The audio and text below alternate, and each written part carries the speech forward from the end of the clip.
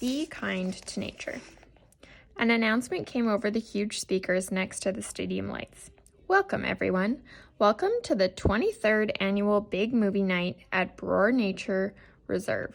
Welcome teachers and students from MS 342, the William Health School. A big cheer went up on the left side of the field. Welcome, teachers and students from Glover Academy.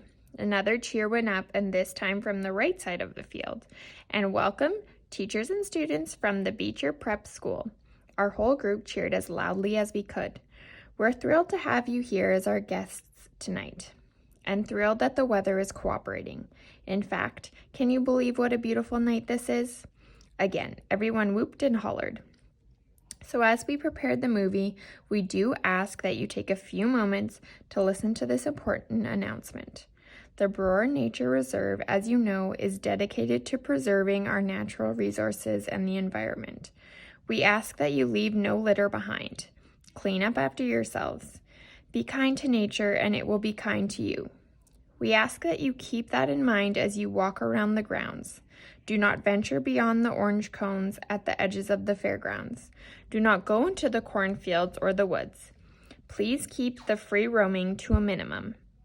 Even if you don't feel like watching the movie, your fellow students may feel otherwise. So please be courteous, no talking, no playing music, and no running around. The restrooms are located on the other side of the concession stands. After the movie is over, it will be quite dark, so we ask that all of you stay with your schools as you make your way back to your buses. Teachers, there's usually at least one lost party on big movie nights at Brewerwood. Don't let it happen to you. Tonight's movie presentation will be The Sound of Music. I immediately started clapping, even though I'd seen it a few times before, because it was Via's favorite movie of all time. But I was surprised that a whole bunch of kids, not from Beecher, booed and hissed and laughed. Someone from the right side of the field even threw a soda can at the screen, which seemed to surprise Mr. Tushman. I saw him stand up and look in the direction of the can thrower, though I knew he couldn't see anything in the dark. The movie started playing right away. The stadium lights dimmed. Maria the nun was standing at the top of the mountain, twirling around and around. It had gotten chilly all of a sudden, so I put on my yellow Montauk hoodie and adjusted the volume on my hearing aids and leaned against my backpack and started watching. The hills are alive. The woods are alive. Somewhere around the boring part, where the guy named Rolf and the oldest doctor are singing, "You are 16 going on 17. Jack nudged me. "Dude, I've got to pee," he said. We both got up and kind of hopscotched over the kids who were sitting or lying down on the sleeping bags. Summer waved as we passed, and I waved back. There were lots of kids from the other schools walking around by the food trucks, playing the carnival games, or just hanging out. Of course, there was a huge line for the toilets. "Forget this. I'll just find a tree," said Jack. "That's gross, Jack. Let's just wait," I answered. But he headed off to the row of trees at the edge of the field, which was past the orange cones that we were specifically told not to go past. And of course I followed him. And of course we didn't have our flashlights because we forgot to bring them. It was so dark now, we literally couldn't see 10 steps ahead of us as we walked towards the woods.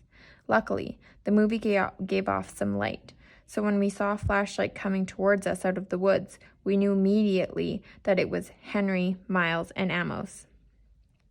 I guess they hadn't want to wait in line to use the toilets either. Miles and Henry were still not talking to Jack, but Amos had let go of the war a while ago, and he nodded hello to us as they passed by. "Be careful of the bears," shouted Henry, and he and Miles laughed as they walked away. Amos shook his head at us like, "Don't pay attention to them." Jack and I walked a little further until we were just inside the woods. Then Jack hunted around for the perfect tree and finally did his business, though it felt like he was taking forever. The woods were loud with strange sounds and chirps and croaks, like a wall of noise coming out from the trees. Then we started hearing loud snaps not far away from us, almost like a cap gun pop.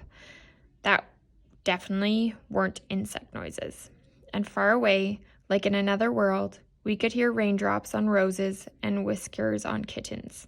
Ah, that's much better, said Jack, zipping up. Now I have to pee, I said, which I did on the nearest tree. No way I was going farther in like Jack did. Do you smell that? Like firecrackers? He said, coming up over to me. Oh, yeah, that's what that is, I answered, zipping up. Weird. Let's go.